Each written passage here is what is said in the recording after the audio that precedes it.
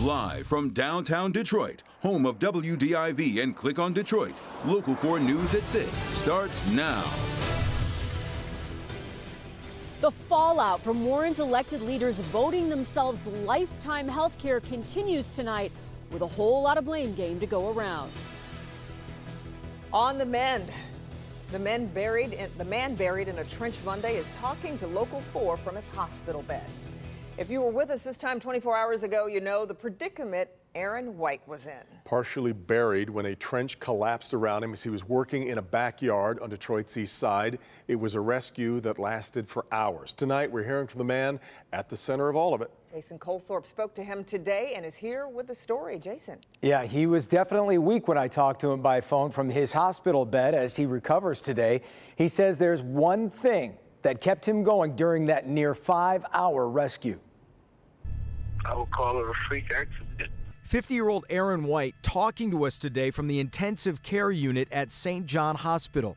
He was doing a backyard dig out to replace some pipes at a home on Detroit's east side Monday afternoon. The shovel came off the backhoe, and when they tried to pull it out of the hole, the dirt caved in, trapping White up to his chest. I was fully aware that I can breathe and that it wasn't compressed to my chest. It's unbearable pain that you could do nothing. The rescue went into the night, and while temperatures dropped, his spirit never did because of the Detroit firefighters who were by his side the entire way. Bless their hearts. As they was digging, scooping, shoveling, everything they could, I took my right hand and I was digging myself along with them guys. I mean, they really helped out with talking to me, keeping me calm, and they promised me that they're going to get me out, and they did. White has some nerve damage and swelling in his left leg, and he needs some rest, but his doctors say he's coming along.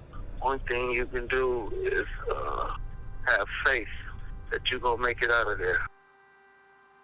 Yeah, and he never lost that faith. And by the way, he also felt he was very lucky that he didn't need surgery, and also that the dirt didn't actually bury him all the way over his head. He said that was a real possibility.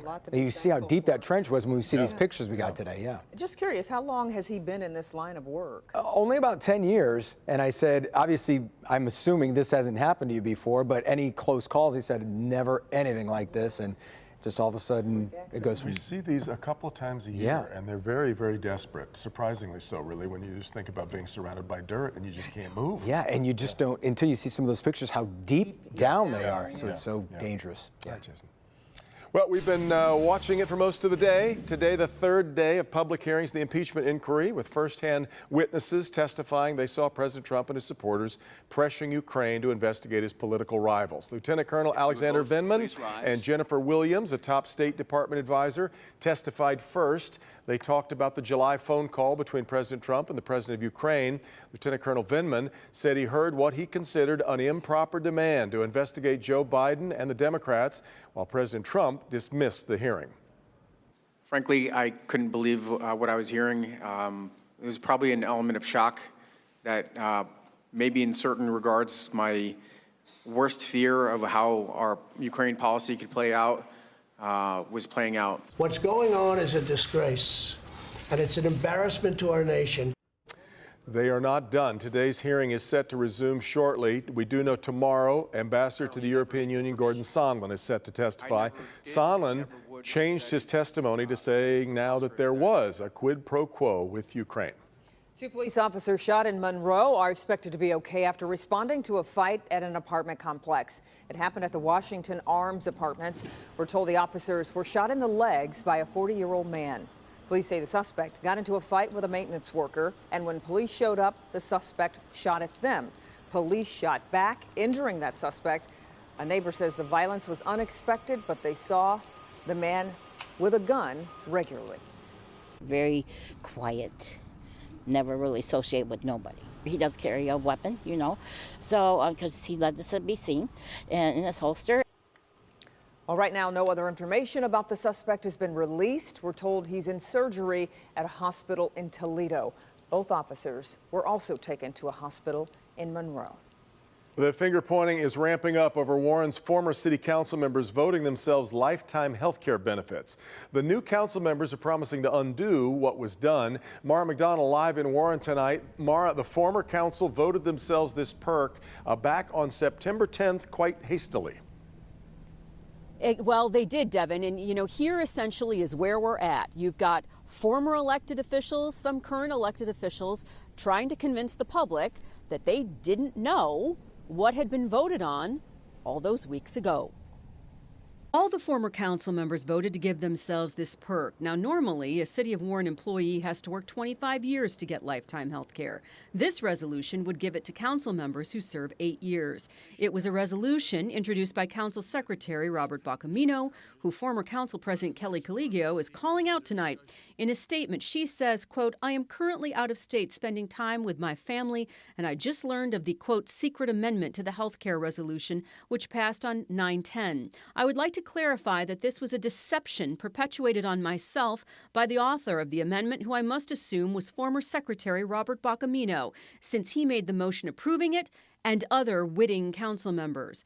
Coligio says she considers her vote on this null and void because the vote on this went against council transparency rules. Bocamino, for his part, doesn't buy the "I didn't know" argument. Well, I would say you're a council person, right? We read our information. It was at our table. The amendment was at our table. The item was on the agenda beforehand. I think.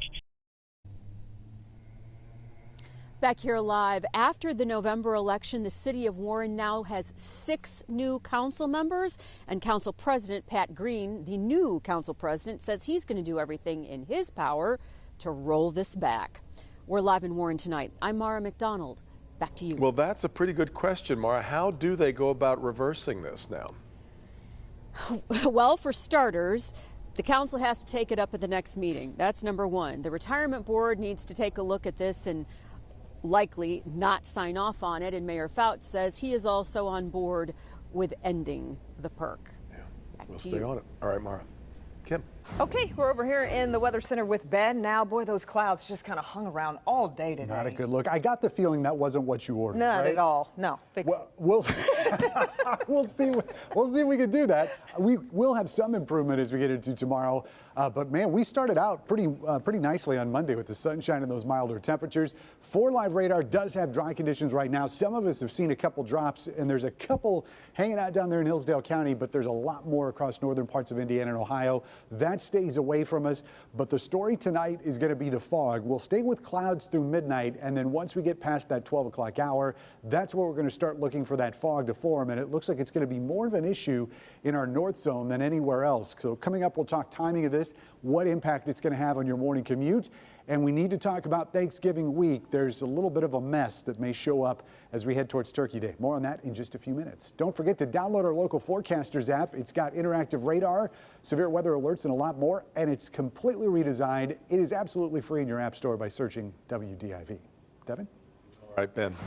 A jury finds the owner of a Clawson dance studio accused of sexually assaulting a teenager guilty on all charges. Christopher Keene was charged with 2 counts of criminal sexual conduct in January. Police arrested him after a student at Kaleidoscope Studio for Performing Arts came forward saying Keene abused him in 2013 and 14 at the studio and at Keene's home.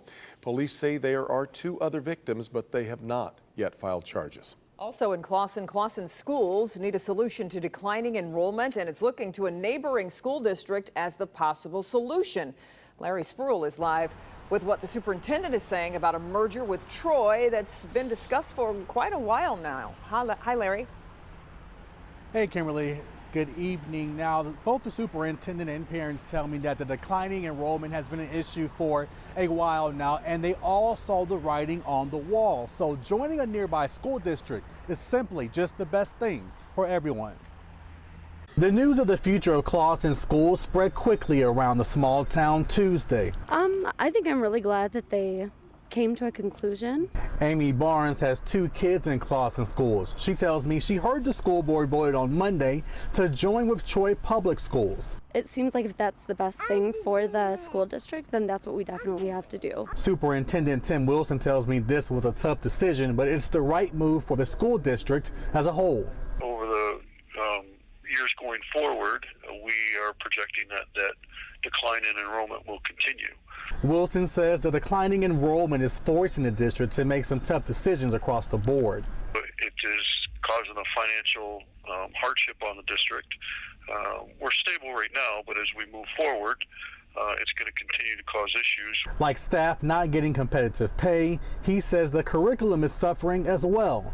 So we needed to make a formal ask to them to consider having us join their district through the annexation process, and we our board passed that last night. I was just happy that they came to a compromise. It seems like they're really working hard to get to that conclusion, and as long as we can keep things open, I think that would obviously be the best thing.